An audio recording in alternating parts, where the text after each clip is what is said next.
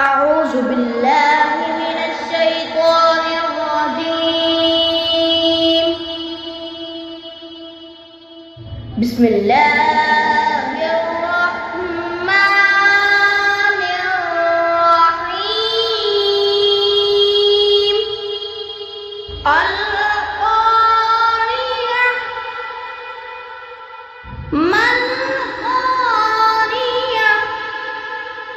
وما أدراك ما القارعة يوم يكون الناس كالفراش المبثوث وتكون الجبال كالعهن المنفوش فأما